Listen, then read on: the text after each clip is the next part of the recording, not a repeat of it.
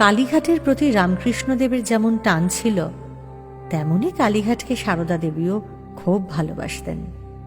বেশ কয়েকবার কালীঘাটে মা কালীর দর্শনেও এসেছেন তিনি। গাড়ি বোঝাই করে সঙ্গী সাথীদের নিয়ে কালী মন্দিরে এসে পুজো দিয়ে গেছেন তিনি।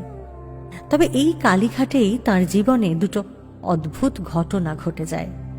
সেই ঘটনার কথা জানেন? তবে চলুন আজ সেই আশ্চর্য দুটো ঘটনার কথাই আবারও মনে করিয়ে দিই আপনাদের। আপনারা শুনছেন প্যাস্টেল এন্টারটেনমেন্ট অরিজিনালস প্রেজেন্স দিব্য জীবনের গল্প। আজ বলবো কালীঘাটের পথে সারদা দেবী কি অদ্ভুত ঘটনা দেখেছিলেন। সেবার সারদা দেবী এসেছেন কালীঘাটে। তার সঙ্গে বেশ কয়েকজন মহিলাও আছেন। সকলে মিলে মন্দিরে এসে মায়ের পুজো দিলেন। প্রণাম করে বেরিয়ে আসার সময় সারদা দেবীর হাতে মা কালীর প্রসাদী সিঁদুরের একটি কৌটো দিলেন ঠাকুরমশাই। মা কালীর সেই সিঁদুর হাতে নিয়ে বাইরে এসে সারদা দেবী দেখলেন মন্দির চত্বরে অনেক মহিলার ভিড়। তিনি ভাবলেন, আহা, মায়ের প্রসাদী সিঁদুর তিনি একা কেন নিয়ে যাবেন, বরং এদের সবার কপালে সেই সিঁদুর একটু করে ছুঁইয়ে দিলে বেশ হয়। যেমন ভাবা তেমনই কাজ। সেই সিঁদুরের কৌটো থেকে সিঁদুর নিয়ে সকলের কপালে একটু করে সিঁদুর পরাতে পরাতে এগোচ্ছেন সারদা দেবী। আচমকা এক জায়গায় এসে তিনি থেমে গেলেন। একটি সধবা মেয়ের কপালে সিঁদুর পরাতে গিয়েছিলেন তিনি। কপালে হাতটা ঠেকাতেই মেয়েটি শিউরে উঠে তার মাথাটা সরিয়ে নেয়। সারদা দেবীও চমকে উঠলেন। আহারে, মেয়েটির বুঝি ব্যথা লাগলো? খুব নরম কণ্ঠে জিজ্ঞেস করলেন, ব্যথা পেলে মা? মেয়েটি এবার ঘুরে তাকালো তার দিকে। বড় বড় চোখ তার, পূর্ণ দৃষ্টিতে সে চেয়ে আছে সারদা দেবীর দিকে। তার মুখের দিকে তাকিয়ে সারদা দেবীর হাত থেমে গেছে। বিহ্বল হয়ে দেখছেন তিনি মেয়েটির কপালে আরো একটি চোখ। সেই চোখে সিঁদুর লেগেছে। হতচকিত সারদা দেবীর মুখ দিয়ে শুধু দুটো শব্দ অস্ফুটে বেরিয়ে এলো, মা তুমি। এই ঘটনা ঘটে গেছে বেশ অনেককাল আগে।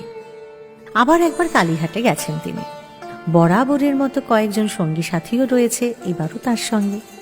পায়ে হেঁটেই এগোচ্ছেন সকলে মিলে। আচমকা এক ভৈরবী কোথা থেকে এসে তার রাস্তা আটকে দাঁড়ালেন। গোটা দলটাও দাঁড়িয়ে গেলেন।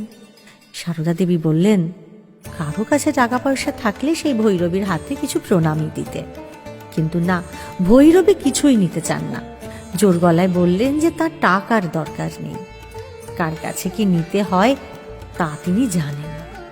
রাস্তা ছেড়ে সরে দাঁড়ালেন। এবার সদল বলে মন্দিরের দিকে এগোতে শুরু করলেন সারদা দেবী। দুপা এগিয়েই কি যেন মনে হলো তার, পিছন ফিরে তাকালেন তিনি। দেখলেন সেই ভৈরবী রাস্তায় বসে পড়েছেন। যে পথ ধরে সারদা দেবী এগোচ্ছেন, দুহাত দিয়ে সেই পথের ধুলো মাথায় মাখছেন সেই ভৈরবী। এই দৃশ্য দেখে স্তব্ধ হয়ে দাঁড়িয়ে পড়লেন সারদা দেবী। তার পা আর সরল না। দলের বাকিদের মন্দিরের দিকে যেতে বলে নিজে একটি জায়গায় চুপ করে বসে রইলেন। কালী দর্শন সেরে বাকিরা ফেরার পরে সবাই মিলে গাড়িতে গিয়ে উঠলেন। কিন্তু ফেরার পথেও সারদা দেবী সেই একই রকম নীরব, ভাবগম্ভীর, আত্মমগ্ন, ঠিক যেন পাথরের মূর্তির মতো বসে আছেন। বাগবাজারের বাড়িতে ফেরার পরও বহুক্ষণ পর্যন্ত সেই ভাবের আবেশ ছিল তার। না, তার মনে কি চলেছিল সে কথা তিনি কাউকে বলে যাননি। আর সেই ভৈরবী কে তিনি তাও কেউ জানে না। পরবর্তীকালে সারদা দেবীর কাছে সেই ভৈরবীকে আর কখনো দেখাও যায়নি। কখনো কোথাও সেই ভৈরবীর কথা উল্লেখ করেননি তিনি। সম্ভবত তার কথা আড়ালেই রাখতে চেয়েছিলেন তিনি, কিন্তু কেন তা তো তিনিই জানেন।